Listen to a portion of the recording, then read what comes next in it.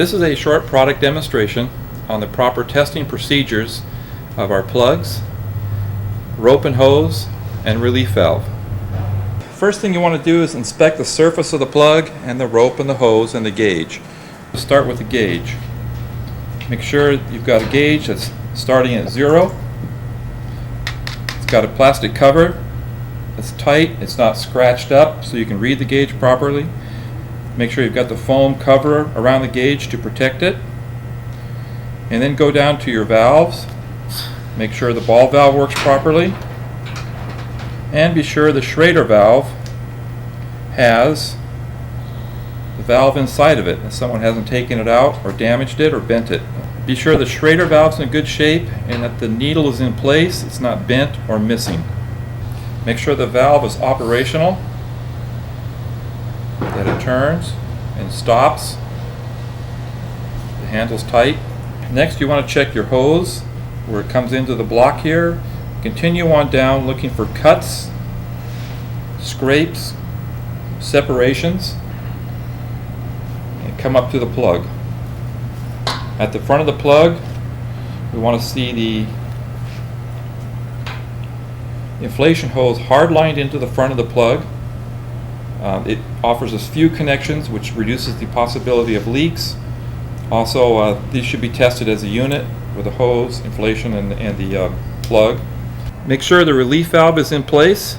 We're going to check it in a minute. Make sure your D-ring is in place, the pin, and the eye bolt isn't all bent up. And repeat this procedure for the back of the plug. Now we're going to look at the surface of the plug.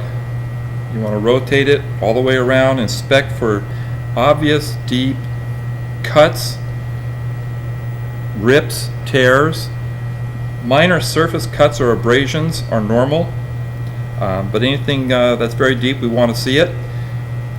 As a note, 75 to 80% of the plugs that are sent to us are repairable, and the average repair cost is under $200. So if you damage a plug from a sharp object or something cutting it, there's a good chance it can be repaired. So notify us, send it in, and we can probably save it for you. If you have any questions about surface abrasions or the safety of the plug, call us, send us the plug, we want to see it. We will not charge you for repair if the repair will not hold, and we will only repair the plug if it will come back up to 95% of its original specifications. You have nothing to lose by sending in a damaged plug.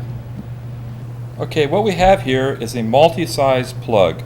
This plug fits pipe 8 to 12 inches in diameter. Notice that the plug stretches to go to the larger pipe size.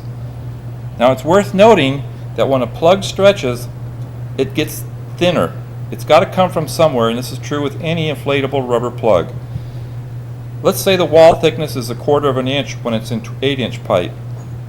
It gets to about 1/8 of an inch in 12-inch pipe when it goes to the higher side. So you want to be sure that any cuts or abrasions are not very deep, because the actual wall of the plug comes to about half the size in the larger pipe diameter. Next, we want to fully insert the plug into a short piece of pipe. Make sure that the plug is fully inserted into the pipe. It's not sticking out the back, not sticking out the front. The next thing we want to do is put a small amount of air pressure in the plug. We're going to bring it up to about 10 pounds while the plug is fully inserted into a piece of pipe.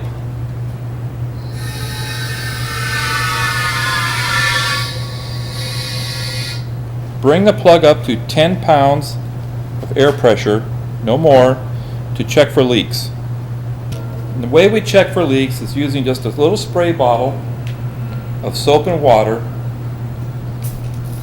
We spray down the fitting and check for bubbles.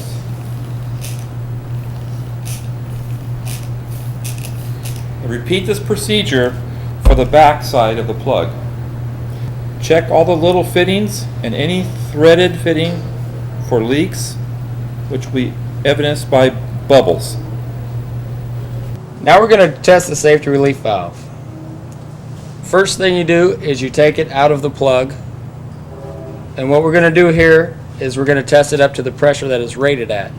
So for a 35 psi max plug, you're going to test the safety relief valve to 35 psi to make sure it's not defective.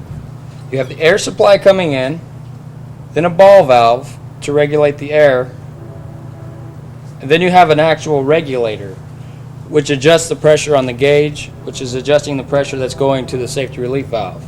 You have the safety relief valve on the opposite side connected with this coupling here, and the air passes through here to a certain psi here over to this. Whenever you get up to pressure, it should blow off or it should hold, depending on what it's rated at. Now we're going to test this one. You always start with your regulator down pretty low. Open your air valve. Bring the pressure up. You don't have to bring it up fast. Up to the pressure that it's rated at, which in this case is 35 psi. Then you take a soap and water bottle and you spray the end of the safety relief valve. If it was defective, it would leak at the pressure that it was rated at. In this case, it's good, but you always want to check and see where it starts to leak at. In this case, 40 psi. That's perfect. Then you want to bring it back down, bring it back up to its 35 psi, test it again. Perfect. And your test is over.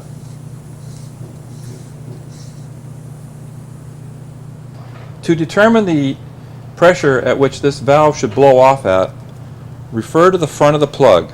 The inflation pressure is stamped on the front of our plugs. In this case, it was 35 psi. This valve should be bubble tight so that when you apply soap and water to the valve, there are no bubbles at 35 psi. The valve should blow off between 36 psi and 40 psi.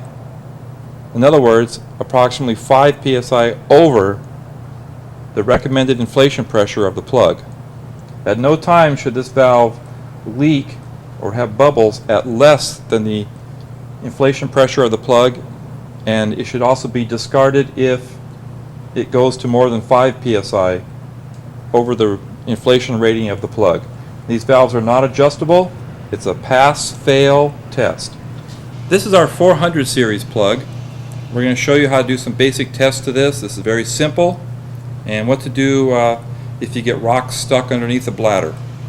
So first you want to check the bladder for any cuts, scrapes, or abrasions. If there's any problems, of course you want to send the plug back to us, and we can replace this entire bladder and keep the aluminum core. These plugs have a removable lid. We can change the flow-through size easily. By removing the lid, it exposes the aluminum core, but most importantly for this test, the inflation hose on the inside of the plug.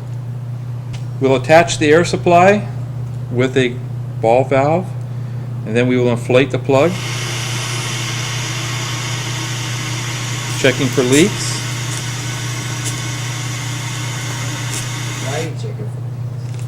And where there's bubbles, we have leaks. Continue the test all the way down inside on the inflation hose deep inside the plug there, checking for bubbles. If there are no bubbles, no leaks, we can proceed to the next step. Now we're going to inflate this bladder, watch it roll up from the bottom side so that we can check for rocks and other sharp objects and debris that could be trapped between the bladder and the aluminum core. Notice that the bottom of the plug has rolled away from the aluminum, and up in this area is where you can find rocks and other sharp debris that have become trapped in here. As this plug was in the line on this side and they deflated it, it'll roll over rocks and other debris that are caught in here. So you want to inflate the plug, pull this up from the bottom, pick out any rocks or sharp objects that could cause the plug to deflate and fail in the future. We build plugs that work every day. Our units have not only withstood the test of time, but have set a benchmark for the future. Which reminds me, we have a fully staffed friendly service department. We service what we sell. So there isn't much in this industry we can't handle. We invite you to visit our facility in Lodi, California. Let us walk you through our plant and talk with the most experienced group of foremen, machinists, craftsmen, and technicians in the business. We know you'll agree. Plugit is the #1 custom-built pipe and sewer plug manufacturer in the world.